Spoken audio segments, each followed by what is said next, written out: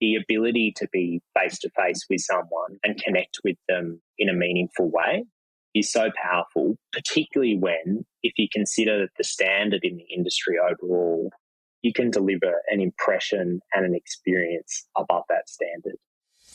You're listening to Elevate, the official podcast of Elite Agent for real estate industry sales professionals, property managers and leaders. With thanks to our partner Connect Now, Elevate brings you the best tools, thinking and strategies to elevate your results. To get access to all of Elite Agent's premium resources, including a detailed episode guide for this podcast, visit joineliteagent.com. And for more information about how Connect Now can make moving easier on your clients, visit connectnow.com.au. Here is your host, Samantha McLean. Hey everyone, it's Sam here. Today on the Elevate podcast, we're going to take a deep dive into the world of real estate marketing and branding with BresicWhitney COO Will Gosse. BresicWhitney are quite renowned for their innovative marketing approach. Everybody knows them and knows who they are and knows their brand. And they compete in the ultra-competitive inner city suburbs. So I think stand by for some jam-packed learning in this podcast. So Will, welcome to the show. Thank you, Sam. Pleasure to be here. It's amazing to have you here. And I think, wasn't that recent, but we did a story on you a while back. You'd become at age 28, BresicWhitney's first Chief Operating Officer, which is an incredible achievement. Can you tell me a little bit about how you got into real estate and how you ended up in such a senior position so quickly? Sure. Well, I started at BresicWhitney just over 9 years ago. So my journey with the business has been a relatively long one. And I think I was very much a behind-the-scenes person for my first 5 or 6 years in the business. And only really recently have I begun, I suppose, telling my story and building a bit of a profile in the industry. But I think to answer your question directly, I was very lucky to be trusted from a young age, particularly by Shannon Whitney and Ivan Bresic, the previous partner in the business. And they gave me a lot of latitude to think differently, think creatively, and bring the business forward a few steps from where it had been. So I suppose that trust from a young age has given me a great platform to build my career. Prior to real estate, I was in the finance industry. So I'm not from a traditional real estate background, but, you know, Shannon and I have very much recognised that as a point of difference in my career journey as well and nurtured that, which I'm very grateful for. Yeah. So I've been into the office in Sydney once or twice, and I have to say, like, sometimes when people think about real estate agents, they think there's very little differentiation, and it almost, you know, these days I think there's even less. Like, you know, people trained the same, they look the same, they sound the same, they say the same things. But when you walk into the BresicWhitney office, you see artwork and amazing architecture and things like that. Is that one of the key, like, I really want to delve into the brand here of BresicWhitney, and Sure. How deliberate was it to set BresicWhitney apart in such a stark kind of way? Yeah, it's a really good question. And I think probably a way a lot of the industry thinks about brand is, what is my logo and what are my colours? I think the real estate industry traditionally thinks about brand as a logo and as a set of colours. And for us, and certainly the ethos of BresicWhitney all along, has been to think about all the experiential touch points that someone might have with us, whether that's walking into an office, attending an open home, or receiving something in their letterbox from BresicWhitney. All of that is brand. So how do we consider brand holistically and make sure we're very effective at delivering it in a high quality way through all of the channels we communicate with people? So the office is a great example. I think being in here all the time, we get a bit desensitized to it. But isn't it great that someone can walk in here and have a memorable experience and think to themselves, wow, that was a real estate office and I didn't expect to have that experience. Yeah. What are some of the key branding strategies that you think have been most successful for BresicWhitney over the years? I mean, I think we're well known for imagery, and that has certainly been a mainstay of the brand in the 9 or 10 years that I've been part of the business. And our approach to imagery is very simple. Rather than the typical real estate approach, which is drop in a highly saturated skyline, brighten up all the rooms and make them look as large as possible, we've taken a very, I suppose, editorial type approach, taken inspiration from the likes of Vogue Living and The Local Project, and tried to capture homes in a more interesting architectural lifestyle type way. So, there's, I suppose, a uniqueness in the way we decide to capture things. But other marketing strategies, much beyond photography, are more about telling the stories of the properties that we're representing and making sure that they're presented in a way that's consistent with who we are as a business. There's one memorable, I think it was an editorial, but it was obviously for a listing that sort of sticks out in my brain. And I think that BresicWhitney were first to do this. I don't know, it was like a studio apartment and it might have been in Surrey Hills or something like that. And really it was a knockdown. And it was in terrible condition. And normally in real estate, your first instinct would be, how can we stage this? How can we make it look better to achieve the maximum price, which is the path that everyone goes down. But I think you guys actually highlighted how bad it was. Yeah, absolutely. Anyway. Yeah, I mean, one of our values as a business is honesty, and we feel that the way we photograph a property needs to reflect that. And the reality is every property is not perfection. Many properties do have blemishes. They've been lived in. They have a story to tell that's not white walls and stage furniture. So we actually love the opportunity to get a rough diamond, so to speak, and present it in our way without doing anything. Yes, I do think that my predecessors at BresicWhitney really set that standard, and we're well known for that in the industry as well. You've mentioned storytelling a couple of times, which I think is really important in marketing because obviously story is the way that humans connect. They've actually sort of scientifically proven that different things go off in our brains when we're engaged in a story. How do you approach telling the story of every property that you list? How do you go about getting that story from the vendors? Yeah, sure. I think every property doesn't have a story worth publicising and sharing, right? But most do. And what we try to do, even before we photograph the property, is try to understand a little bit about its history and a little bit about what that owner has experienced with that property.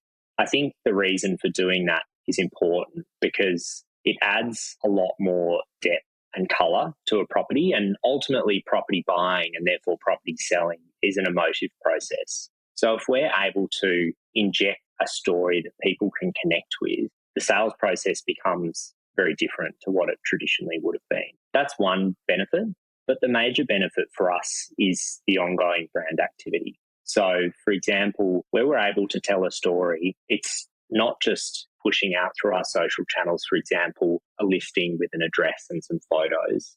Instead, it's saying, here's something interesting about someone in your neighbourhood that you might not have known about.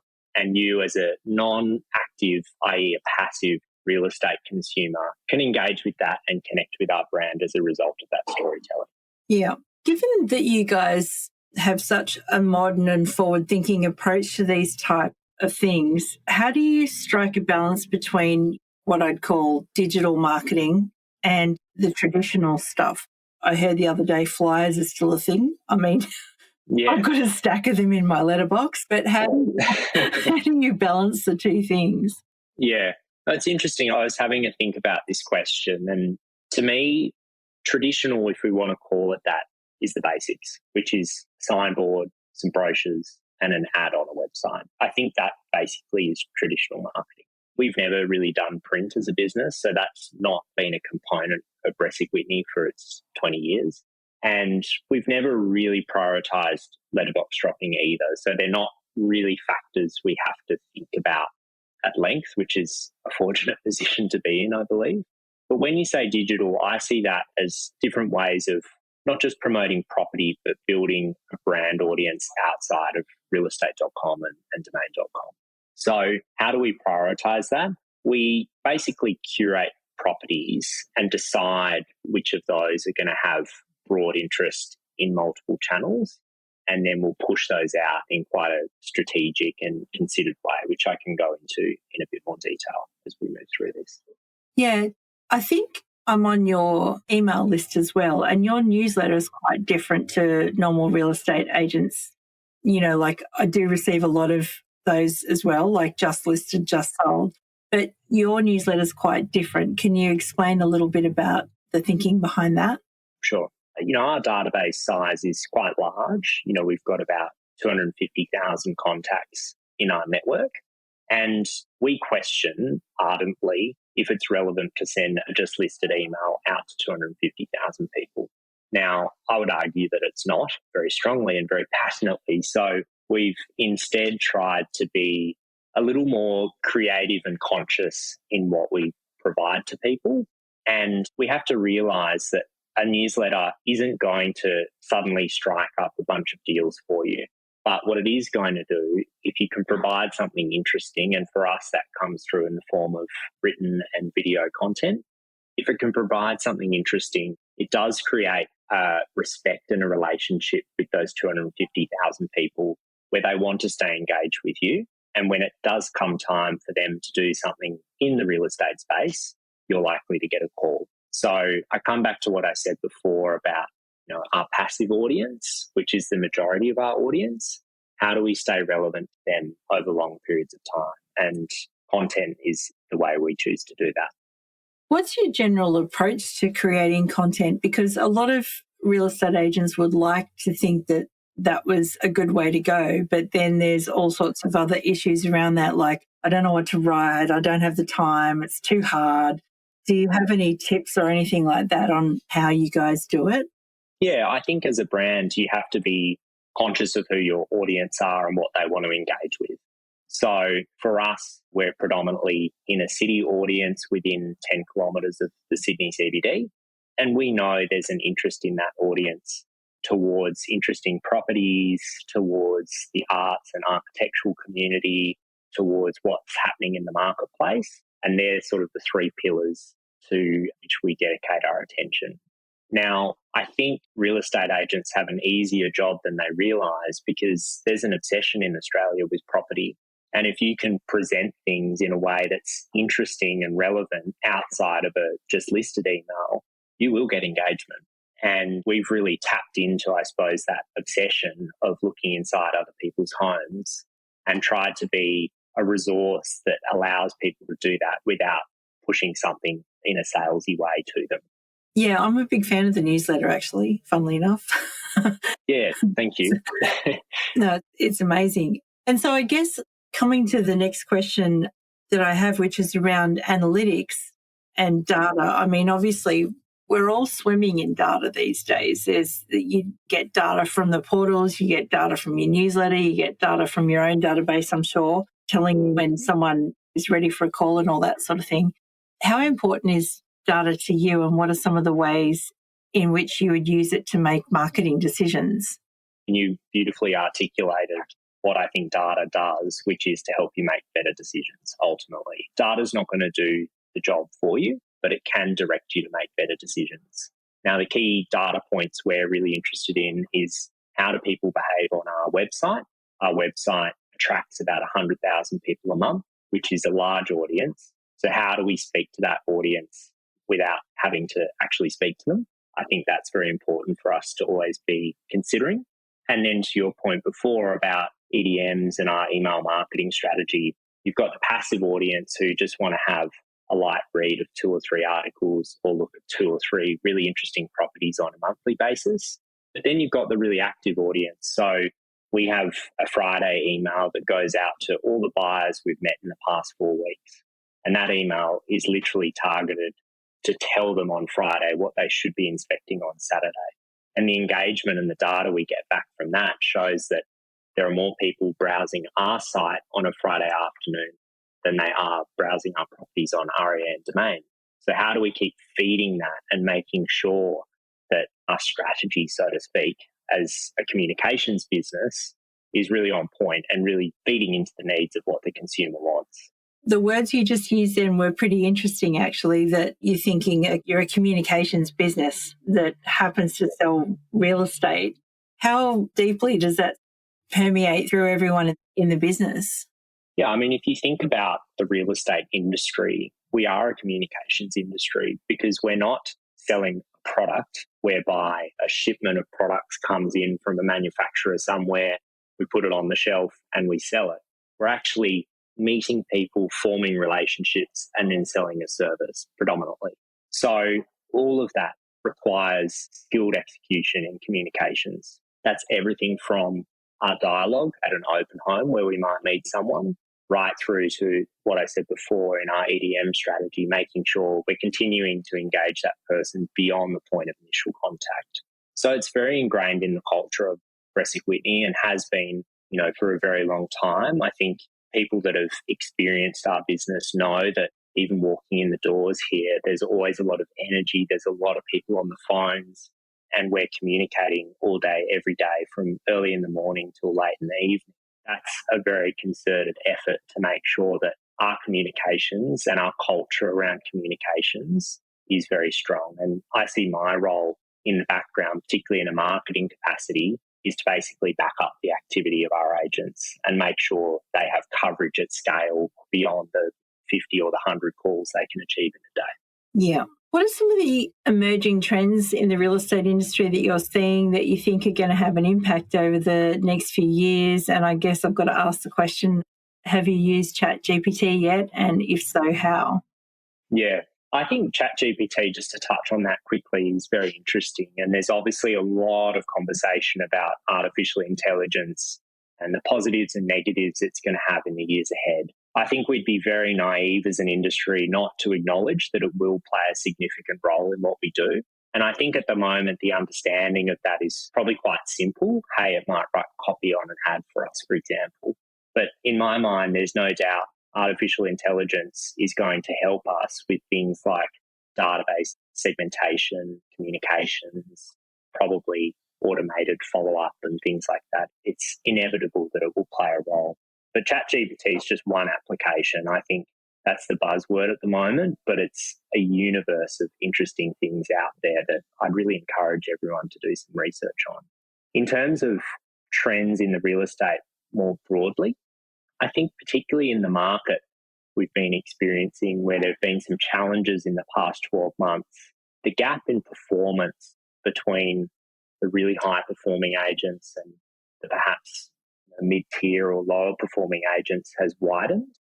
And what I see in the high-performing agents that I'm surrounded by and we compete with, they're getting more and more effective at execution at scale.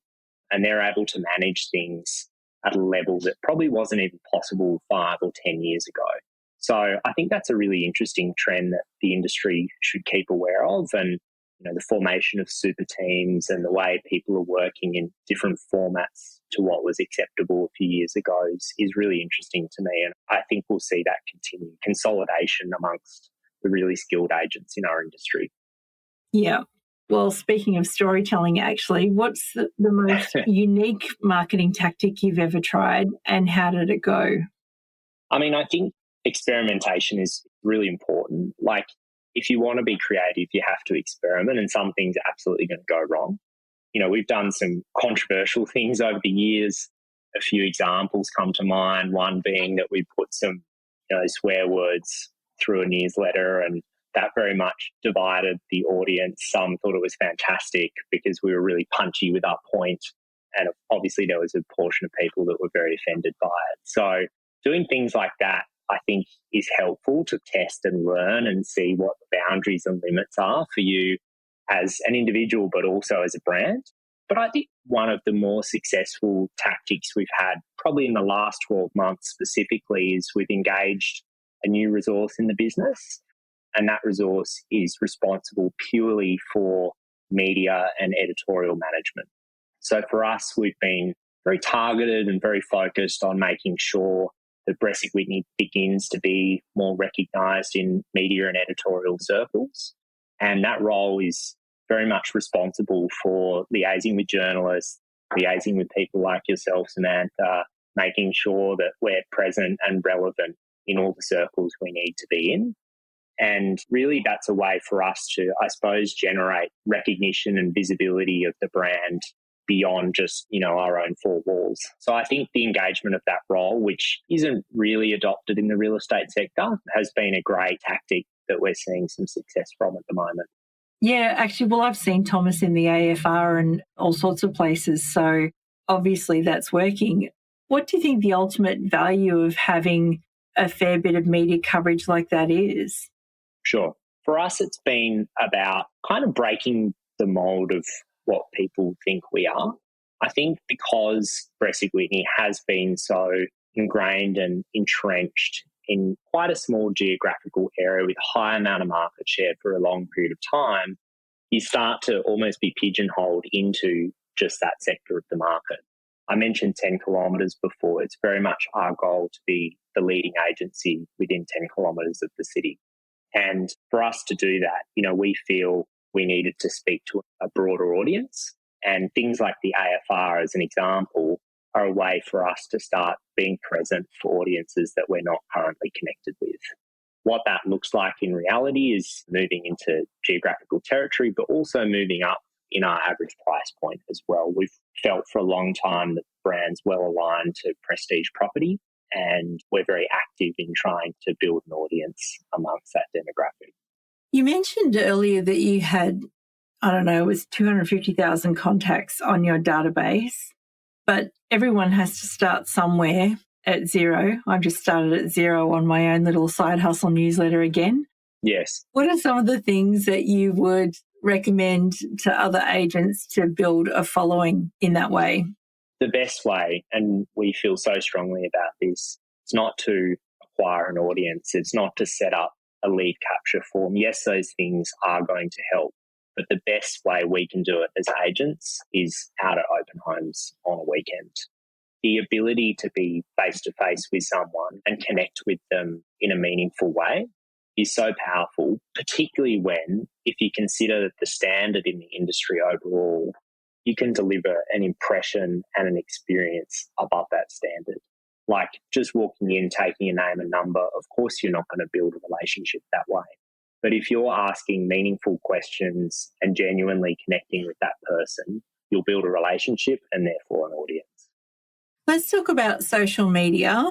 It's just one of my love-hate relationships in the industry. How does social media figure in BresicWhitney's marketing efforts, and what platforms do you think are worth it and what are just not worth it? I might start with platforms. We've made some recent decisions there, which I shared on my LinkedIn page recently, but we've decided to unpublish our company Facebook page. That was a decision that was really driven by the fact that over the years, engagement on Facebook has declined. And I must say as well, the audience we were attracting wasn't the right audience. So we're very focused at the moment on Instagram and LinkedIn, but I think every business has to acknowledge that in 2 or 3 years' time, that could be completely different again. So there needs to be some adaptability and acceptance that social will keep changing.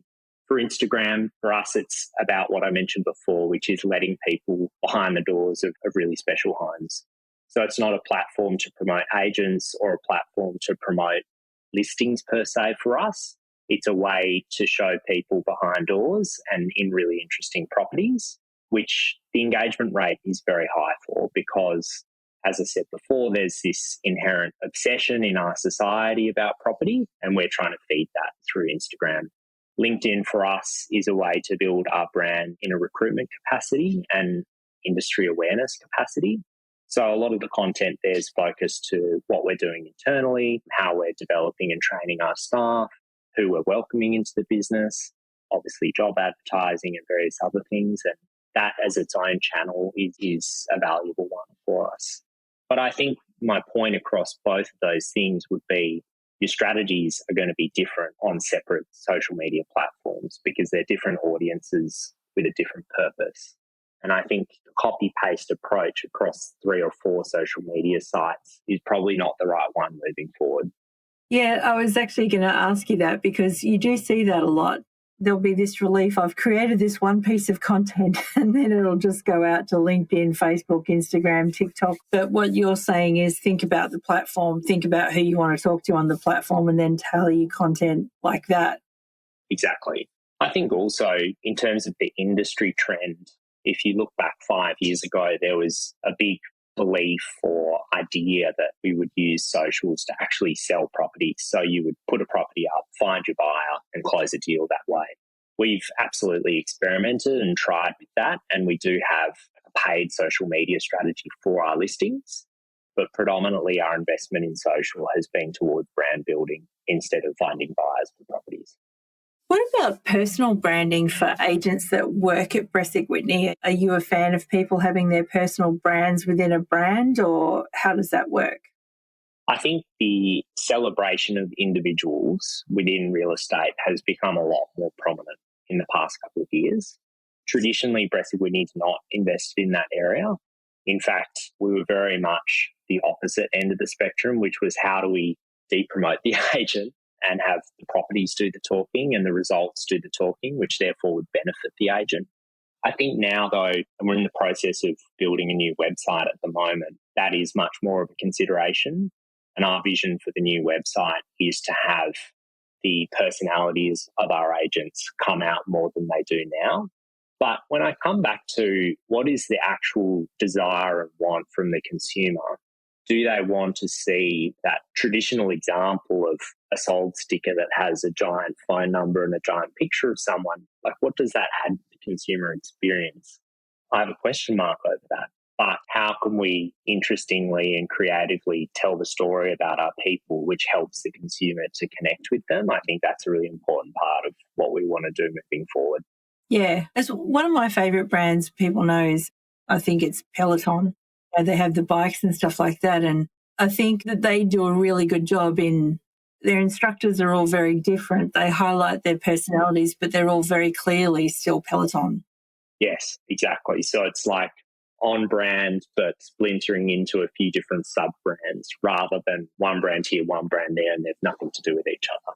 Yeah, they're still anchored. Where I think a few years ago in real estate, we didn't think that was possible. But, you know, it's interesting how companies outside of real estate have taught us that it definitely is. Definitely. Are there any other challenges you can think of when it comes to marketing in real estate, and how do you guys meet those? I think when you do anything different, whether it's marketing or anything else, you have to have a level of trust between the parties that are involved. And one of our biggest challenges is either a client or an agent might have a certain preconception or expectation of something. And when we deliver something creative and different, there's a natural competition between priorities that can sometimes be hard to manage. So we're very big on making sure that clients, when they list with us, and agents, when they come and work with us, are educated to understand that we employ a dedicated team of creatives for a reason. And that's because they're really skilled and really talented at what they do. So if the clients and agents can stick to what they do, we're going to have a better experience. But of course, it's a juggle and challenge to manage that because you've got very different personality sets interacting with each other on a daily basis. Yeah, well, I was going to ask about that. How do the marketing and sales teams collaborate, and how do you make sure that there's like smooth communication between the two parties? I think you have to highlight their differences and then try and celebrate their similarities as well. Now, the commonality or the similarity is that they all want a really great outcome and they're all striving for perfection. So how do we foster that and put the differences to the side as much as possible? But that requires a role like myself to really be the intermediary between the two parts of the business. And given I have a strong understanding of the real estate process and the sales process, but also a strong understanding of our creative process, I'm kind of that bridge in between. And I'm in daily communications with both teams to make sure that that's running as smoothly as possible. Yeah. I guess finally, what's one thing or one or two things that any agent could do in the next hour? Let's just say they've listened to all of this and go, right, because there's a lot that you've talked about. What's one thing I could do in the next hour to improve my marketing? Well, I hope it's been helpful to people. I think the most powerful thing you can do as an agent is work out who you want your audience to be. And I say that because so many agents go out there and they're trying to be everything to everyone. And I just don't think that's realistic. You need to work out, am I aiming for a certain price point? Am I aiming for families or is it couples? What's my niche? How do I service that niche? And I think that allows you to come up with a marketing and brand strategy that's a lot more effective. I mentioned before the passive and the active audience. How are you speaking to each of them in different ways? how do they want to be spoken to? How can you use data to be more effective in the way you're communicating to those people? I think agents need to sit down, and it can be a really simple task on an A4 piece of paper where you just say, what's my audience? How do they want to be spoken to? And how am I going to play that role better than my competitors can? And we do that all the time with all different parts of our business. And I think constantly refining and thinking about that, it can be an hour exercise, is a great way to spend some time. Yeah, absolutely. Well, Will, it's been really interesting. I know marketing sort of my area of interest overall and has been throughout my career. So it's really nice to talk to someone about marketing on the podcast. So thank you for coming and sharing your knowledge. If there was one thing or one piece of advice or something that you'd like people to remember as a result of listening to this, what would it be? To be creative and try different things. I think looking to the side and seeing a competitor and just replicating what they do is probably not the best strategy for us as an industry moving forward. Look at the leading brands, not in real estate, but in your everyday life, and think about how you can deliver experiences similar to those. Yeah, great advice. Will, Gosse, thank you so much. Thank you, Sam. Appreciate your time. We hope you enjoyed this episode of the Elevate Podcast, with thanks to connectnow.com.au. Don't forget, to get access to all of Elite Agent's premium resources, including a detailed episode guide for this podcast, visit joineliteagent.com.